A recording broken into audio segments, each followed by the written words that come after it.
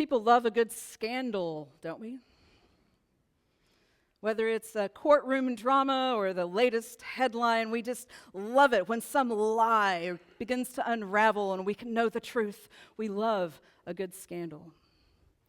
And perhaps no scandal in American history has enlivened the American imagination more than the 1972 scandal called Watergate.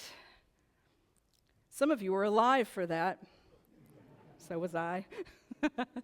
Watergate. At first, it seemed to be just kind of a run-of-the-mill sort of crime at the Democratic National Committee, and then the truth began to come out, and a sitting president had to resign, and at least ever since then, maybe more, but ever since then, it has caused doubt in the American populace about our government officials and what they're up to.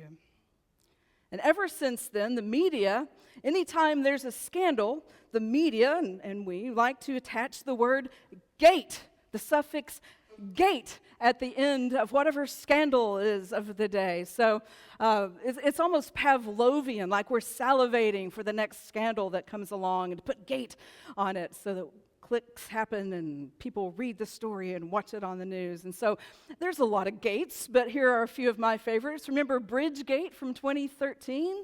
Bridgegate? When Governor Christie's people closed down the bridge because the mayor didn't like Chris Christie. You remember Bridgegate? That's a fun one. Remember Pizzagate? From 2016, this online conspiracy about a child pedophilia ring at the bottom of a pizzeria in Washington, D.C. And this one had consequences in that some guy came with a rifle and started shooting in the place, trying to free the people that didn't exist in the basement. My favorite gate, however, is Deflategate. You remember Deflategate? The New England Patriots and their quarterback at that time, Tom Brady, letting air out of the football so they could gain an advantage in the AFC Championship against the Indianapolis Colts. Deflategate. We love a good scandal. Our story today is actually quite scandalous if you think about it. So I want us to think of the story that we read a moment ago as Grace Gate. All right? Hold that as we think about that story together, diving into the story of the prodigal son. So the Pharisees and the scribes were complaining and grumbling about Jesus. He eats with sinners and tax collectors. And so to kind of counter that, he begins to tell stories, and he tells this story. Perhaps he made it up, perhaps it's based in some true story he knows of, but we call it a parable, a fable, to help us understand deep truth. And so he begins to tell the story about this young son who comes to his father and says, I want my inheritance and I want it now. Basically saying, Dad, I wish you were dead. And so his father divides the inheritance between him and his older brother, gives the younger brother what he will inherit, and the younger brother goes off and lives like a Kardashian. Ends up squandering all of the money, ends up getting a job feeding the pigs, which is kind of an unusual job for a good Jewish boy. He becomes so hungry that he wants to eat the slop that's given to the pigs, and he comes to his senses and he says, okay, all right, this is ridiculous. I could live better as a hired hand on my father's farm than to live like this. I'm going to go home. And so he makes his way home, and the favorite part of the story to me is this. The story says, and while he was still far off, his father saw him. And does the story say, and his father crossed his arms and sat down on the front porch and demanded he walk and grovel? No. The story goes that the father saw him while he was still far off, and he ran to him, and he embraced him and kissed him and demanded the finest robe and a ring and sandals for his feet. Told the slaves to kill the fatted calf. We're going to party, woohoo! And so the revelry begins. The kitchen gets busy preparing all the food, and the musicians maybe strike up a chord, and they are celebrating the return of the prodigal son. Only problem is nobody thought to tell the older brother. So the older brother's been working in the fields all day perhaps, and he comes home and he hears the music and he's like, what's going on? What's happening? They tell him, hey, your brother's back. And he is livid. All these years, he's been a dutiful son, doing everything his father expected, towing the line. And yet his father's never thrown a party for him.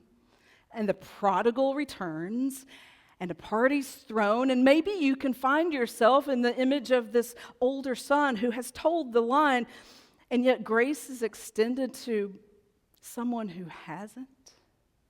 Maybe you can get why the older brother is livid. The father says, everything that's mine is yours. My beloved son, everything that's mine is yours. But we had to celebrate, for your son, my son, who was lost, is now found. And that's where the story ends. We don't know what happens. Does the older brother, go in and celebrate? Or does he remain angry outside the party, refusing to celebrate? We don't know. Jesus gives us a cliffhanger. It's like a choose your own adventure story. And I want us to think about the three main characters in the story. First, there's the younger brother, who kind of gives us an image of exploiting the point.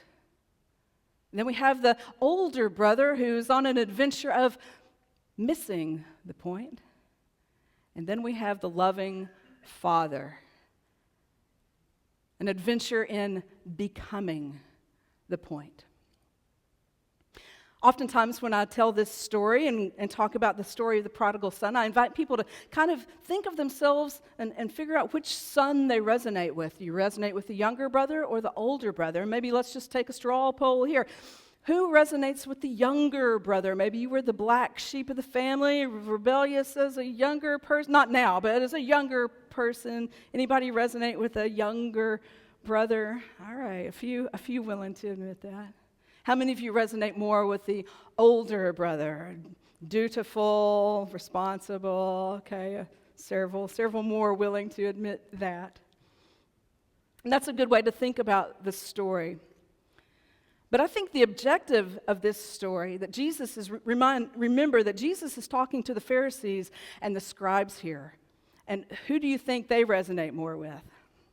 The older brother. So Jesus is talking to them, and the goal isn't to stay at the place where the older brother is. The goal is to become more like the loving father, to grow into what Maslow calls self-actualization, right? No longer needing to toe the line, but just becoming the grace of God. And so the younger brother exploits the point. He takes advantage of his father's goodness, his father's graciousness. The older brother misses the point.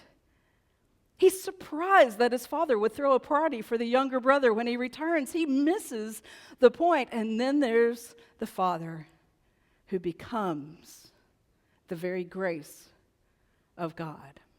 So let me ask you this. Do you think the younger son deserved the grace that was extended to him? Yes or no? No. Didn't deserve it. But then again, that's the nature of grace, isn't it? Unmerited favor, unearned blessings. This story is all about grace. Now, maybe a couple months ago now, we talked about, we kind of walked through the whole book of Ephesians. And there's a really powerful verse about grace in the book of Ephesians, and it says this from Ephesians chapter 2, verses 8 and 9. By grace were you saved through faith, and that not of yourself. It is a gift of God, not of works, lest anyone should boast. That's the nature of grace. Grace is what we receive without doing anything to earn it, and we are all recipients of the bountiful grace of God. Let me illustrate with a story told by a fellow named Timothy Paul Jones. Timothy Paul Jones and his wife had a couple of children, and they decided to adopt a little girl. She was 8 years old. She had already been adopted once, and the previous family had some children, and they never somehow fully integrated their adopted daughter into family life. And in fact, they would go to Disney World as a family, and they would take their biological children, but would leave the adopted little girl with a family friend. Happened multiple times in this young child's life. And so when Timothy and his wife adopted this little girl and learned this story, they decided we're going to take her to Disney World. And so when the time came, and they told the kids, hey, we're going to go to Disney World next month, the reaction was quite interesting from this little girl. Her behavior began to turn.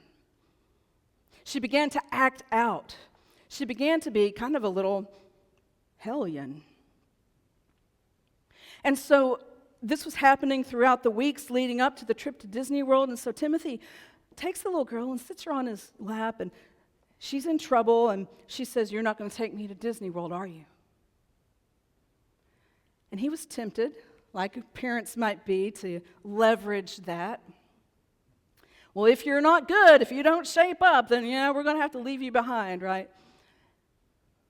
But his better angels took over, and he found some wisdom, and he asked her a question. And he said, this trip to Disney World, this is a family trip, right? And the little girl nodded. And he said, and you're a part of our family, right? And she nodded. He said, this is a family trip, and you're a part of this family. And so, yes, you're going to Disney World. Now, you would think maybe she would shape up, but she didn't.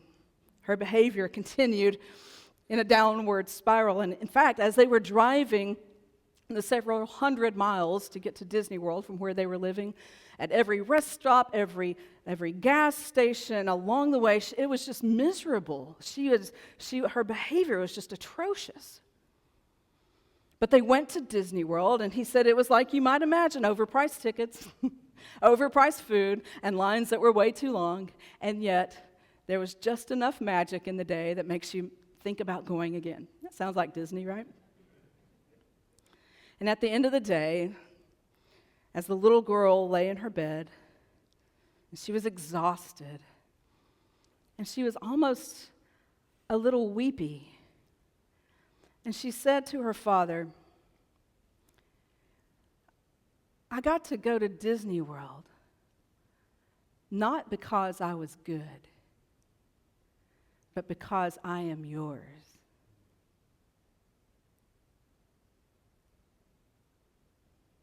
The grace we receive isn't because we're good, isn't because of what we do to earn it, isn't because that we have to work hard to earn the grace of God. The grace of God is just there because we are God's. And so I don't know what your life has looked like. If you feel like you deserve all the grace that you've received or not, I don't know. It doesn't matter. Because God's grace is there for us just because we are God's.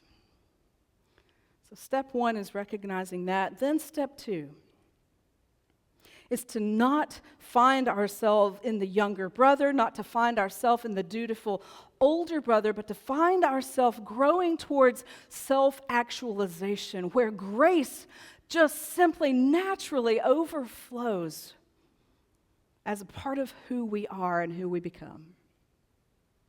We become the very grace of God to the world around. And if we collectively, Chapel, can grow into that as a family, as a church family, then maybe we'll create our very own scandal.